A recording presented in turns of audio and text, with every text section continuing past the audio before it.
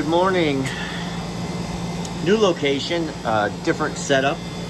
So this isn't a terribly old location, but the city municipalities where they were wouldn't allow them to put the condensing units for the cooler and the freezer up on top of them. So this is what they did. They claim that they have consistent problems with airflow and overheating, which, yeah, I can imagine. There's not much gap in that composite wall to allow air in. A walking cooler, and just real quick, I don't want to broke it, but multi-class air is still barely flashing on that unit. Sounds like it's pumping down right now. Yeah, there you go. Walk-in freezers was not running yet. I just got here. I was here the other day, ran recon. But if you look at the cooler coil and you can see through it. Now the freezer coil is going to be slightly larger, but you should still see light through it. And barely anything in there. That's not light you see, that's a reflection of the coil. Although it looks clean, there's not much airflow rolling through.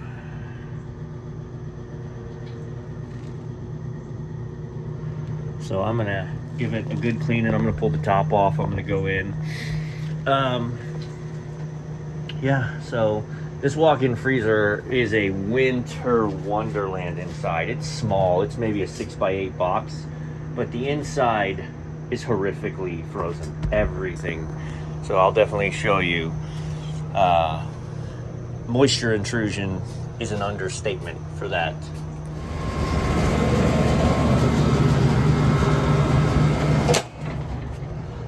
All right. It's just quick. Sight glass wasn't flashing, so no indication that there's a leak. Although no Schrader ports on, or no Schrader caps on either one of these. So those are just leak setups. Let's see, not much sunshine. Right, let me hit that coil hard. Alright, so remember how clean it looks. It looks like it's nice and clean. Look at the stuff coming out of it.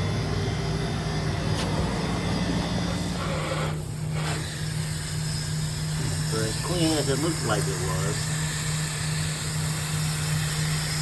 All of that jammed in the heart of that core. Those coils.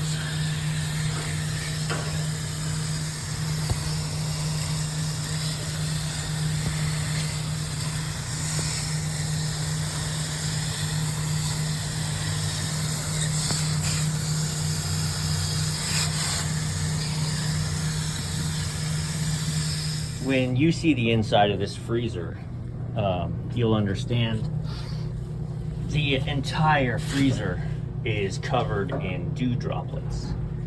And that generally happens when the defrost clock, defrost termination's gone bad. Or that, the defrost termination fan delay switch inside's gone bad. So while I'm got my coils soaking on this, there's a new time clock a year ago. That's a fun one. But when I look at the schematic, because what's on there is A, B, C, D, E, F, G, like what the heck? When I look at this, my defrost termination switch is right here on the far right, and there isn't one. I've got the breaker off, so I'm not just monkeying around in here. You've got weird rogue neutral wires touching other terminals, but there's no defrost termination set up. This owner said they have been out here time and time again to try and fix the moisture problem, and literally the moisture problem is that there's no defrost termination. So it defrosts just on time, right? If it's set for a 30-minute defrost, it defrosts, that coil hits 50 degrees. Normally at 55 it cuts it out, and instead it stays on until the coil gets to be 90. You're boiling the water's you know, becoming airborne. Steam hits the roof, and then eventually the defrost kicks out. I may have to replace this defrost clock. We'll see. We'll see. But I'm here before the staff doing my outside work, and then we'll get into that. I mean, that's could just be that simple. I wonder if there's even a defrost terminator inside. I know this is loud, but I need the way it's getting like the report. See, you can still see the green. I've done it like 3 times. I'm gonna shut it down and do it again. Alright. I've been here for 1 hour. I haven't gotten into the mechanicals of anything yet. It's just been clean. Look at the coil. Airflow. Yeah, you can still see some boogers in there. But now you got airflow. Here's the cooler. So we're definitely going to be chasing a leak here. I don't see anything obvious, and this isn't the one missing its caps. But very often, you know, these guys.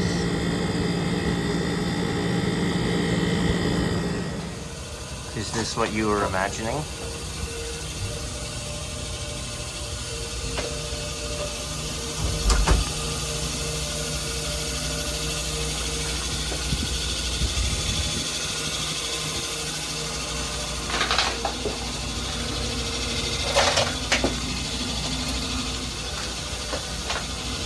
So, it's not the coil. The coil's not frozen up. The defrost works fine. But when I saw this box, I said we've got a bad fan delay, defrost termination. 2 things tell me that. All of this, right? This is steam. If you just wedge the door open, the humid air is going to the coldest place, and that is the back of this coil. Then it starts boiling it off.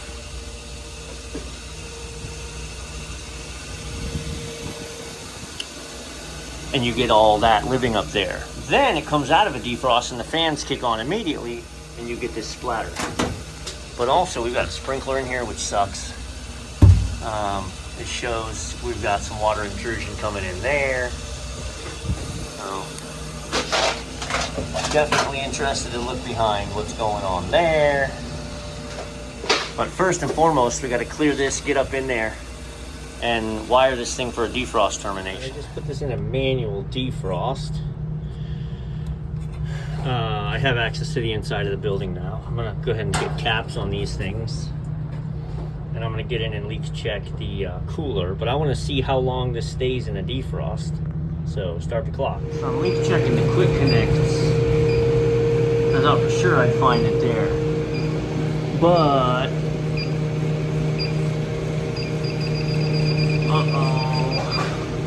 let's take this panel off. It's in the evaporator. I've been trying to do all the boring stuff without you.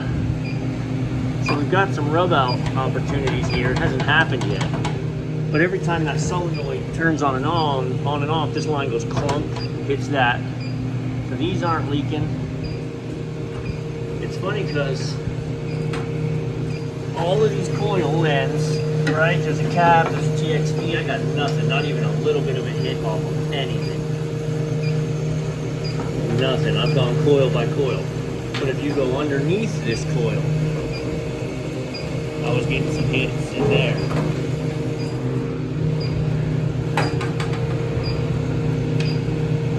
Like it's in the coil. There's a little damage spot right here, but nope. It's tiny wherever it is. To really find it, I'd have to throw some nitrogen in it, make it squeal. So I don't think we're gonna do that. Put it in a defrost at 9 a.m. It's 9:15 now. Okay, our drain pan is empty, right? So our heaters are working. I can feel this heater. I can feel those heaters. You can see our coil's nice and clear. But I want you to see this. Look. Right? Look at the ceiling. How this sensor is supposed to work is when the coil reaches 50 degrees, which it clearly is at this point, it shuts down the defrost so we don't just boil and boil and boil. And that's what we're about to do. I am going to let it continue, so I want to see how long it stays in a defrost. I'm guessing 30 minutes. So clearly we only need 15. And the defrost clock was set for 6 30-minute defrosts and 2 15s. So 6 times a day we were boiling this thing. It matters. And that heating element is 300 degrees. It's actually going to lead to refrigerant leaks also, because this thing's frozen, right, and 0 degrees, and then we run it to 200. That expansion and contraction is going to lead to leaks. In 33 minutes, I'm still in a defrost. And why wouldn't I be? I'm never going to come out, but underneath all this stuff, I'm pretty sure that yellow wire right there says X. So I'm going to power this down, pull that out, and go inside and see what's wired. And I connected that yellow wire outside and fired it on, and it didn't terminate. So, looking at how things are wired in here, there's your fan cycle defrost termination. Its black leg is coming from H4. Okay, that's right. And then it's red, goes up to N, so it's getting its power that way. And then it's brown, should be the termination. Yeah, it's running to the yellow. So that's wired in proper to do a defrost termination, and it didn't. So let me change that, see if that's the disconnect. But yeah, you saw outside that yellow wire was labeled X and wasn't connected to the defrost termination. Now, just talking through it, if I change that defrost termination and it still doesn't kick out immediately, then I'm going to go ahead and test the clock function. I don't like that clock, period. And either the person who wired it up just didn't know what they were doing, which happens a lot. It wasn't very long ago. That was me. Stand by. I'm looking for, I picked it up yesterday, so it's right here.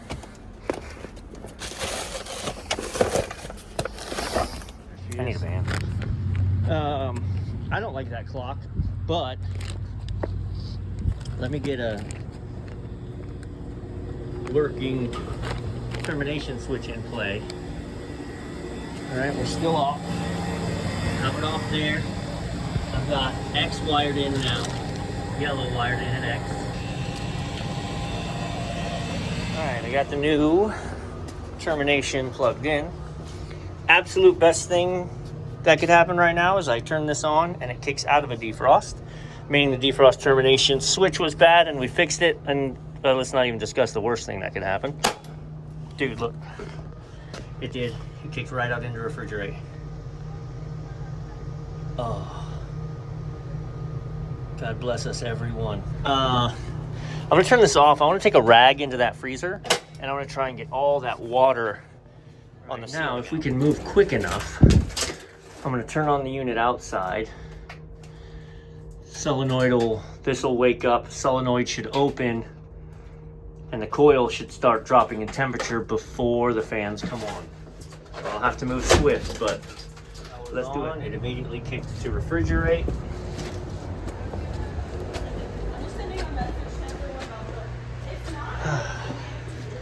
It's got to wake up the thermostat.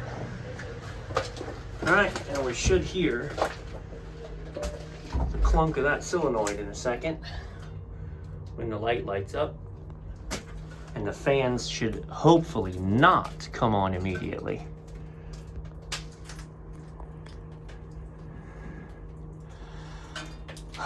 Yeah, this is going to be a process trying to recover this room because all this moisture, I mean, I am going to, and of course truck came today, so we've got stuff.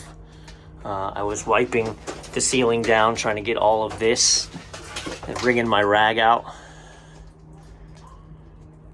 And yeah, it's a tiny, oh, listen, solenoid opened, no fans. Mwah, magnifico. So now my temperature's dropping, and once the temperature of the coil gets below 30 degrees, I actually think it's 25, I think it's 55-25 with this unit. So when the coil is 55 degrees, it shuts off the defrost. And then when the coil is 25 degrees, it's gonna turn on the fans.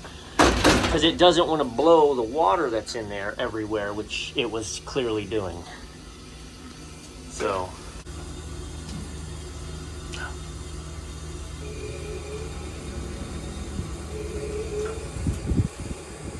Opa! Gotcha. They're ECM motors, I think. So the slow start is a thing. I'm not going to get worried about that yet, but and if you look at the haze that is blowing out, right? That's all the moisture stuck in the room. We're going to have to process it out. So I'm going to try and get it off the floors, but I'm going to let the box cool down. I'm going to knock this stuff off the floor, get it out of here. And then I'm going to turn it off again and put it in a defrost. All right, see now you got little bits of ice hitting. Put it in a defrost and watch it terminate itself. And verify what that is. I'm done. Just took this out and knocked all the stuff I could off of everything. I've wiped the ceiling so we don't have the droplets anymore. It's going to take time to process this moisture out of here. What I would actually recommend, and I'll talk to the manager and he watches the videos anyway, but is to offload, you know, this rack's not so bad, but like this rack itself is just right, is to offload the product in here and then wheel the rack. The racks are on wheels and it's just been frozen so long. Get this out, set it on the back porch, hose it down, get the moisture out of it. I'm gonna take this cover off because you touch it, you own it, right? This is my cooler now. So when I leave and then it's Saturday afternoon and that fan blade locks up and we got a problem, that's my problem. So just be thorough. I've been very swift while I'm here anyway. I haven't been here very long, so 23. I've been in and out with the door. That's not surprising, but yeah, long term, I think when we filter out all this buildup that's been growing on everything, we're definitely going to stop. All of my locations do have strip curtains. When I met with this owner, he lamented that he was told that he needed strip curtains. Now, they were wrong. They were like, you need curtains, and that's the problem. That wasn't his problem, but they really do help. And especially the smaller the space, the more detrimental the air intrusion is. But it's a freezer, not a cooler. So freezers survive better because that moisture goes to the coil, freezes up, and then it runs defrosts. So forget about it. Also, look at this. Now that we've cleared the coil, right, there's a lot of air moving through here. We've cleared that coil. We've cleared the ice buildup inside. Now look at the sight glass.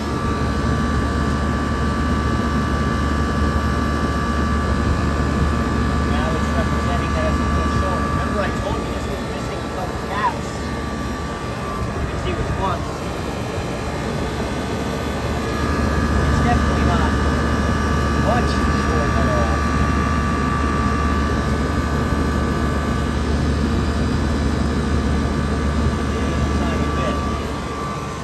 Change the time to 10 o'clock, which is a built-in defrost. So it kicked into defrost. Now, I'm not really going to baby it, although I want to look at the contactor and the capacitors. I bet it will be 5 or 10 minutes before that coil is hot enough to kick itself out. I want to see it kick out of a defrost systemically. It is set for a 30-minute defrost right now, and or when the defrost termination kicks out. So last time it went 30 minutes without kicking out. I want to see it kick out, start back up, and then I know we've got this problem correct. If we were in here, and I can hear it sizzling, if we were in here and it kicked out, we would know because that would revive.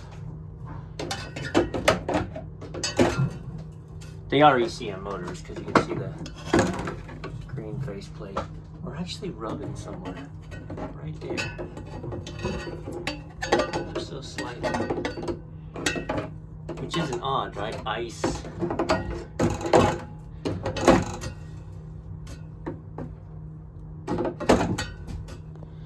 Let me take this cover off. 12 minutes. It kicks out in 12 minutes. So that means it didn't even run its 15-minute defrost before it knew it was hot enough. And it's supposed to cut out at 55. Solid, man.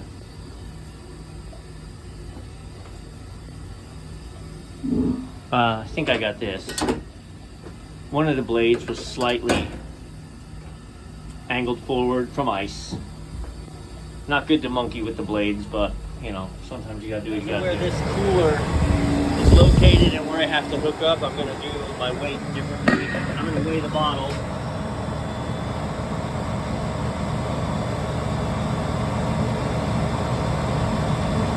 11, and then I'm gonna charge into this cooler, and then we're gonna weigh it after. Alright, so we're slowly squeezing. I already cleared the sight glass once, but that's not uncommon. It goes to the receiver, gets you clear sight glass, and then the TXV starts searching to find the right superheating side. And then you end up back and forth a little bit. So you think it's clear, then you need some more. There is a leak in the evaporator coil. But given the heat of the summer,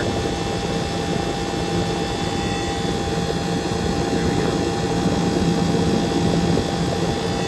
You want to make sure the summertime blues at this location do not include, oh no, the walk-in cooler's down.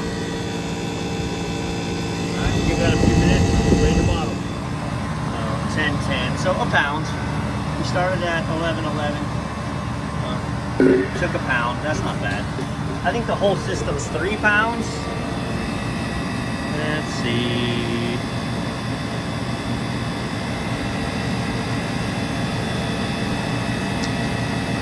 It doesn't actually say because of the remote line set.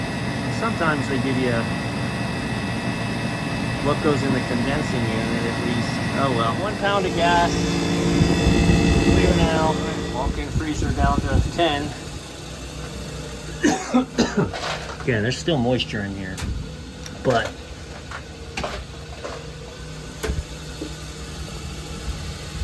this is the path towards remedying the cause. Well, the cause is remedied. Now we have to deal with the buildup. But anyway, all good. All right, so the summary is this. Coil cleaner is the best concrete cleaner ever. Now we have much air. I know it's loud, but look.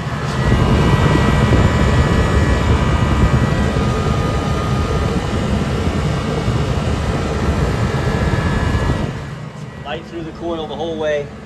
So now we're actually cooling. All right, that's it for today. So let me go say goodbye to the manager, and then we will stay in contact with them over the weekend about that freezer. If there's any nonsense. I generally wouldn't like to do a job like this on a Friday where we're having freezer problems and I have to go in and do some big changes, right? Because hypothetically speaking, you know, what if we find out in 24 hours there's a different problem, which I was pretty thorough about this, so I'm not concerned.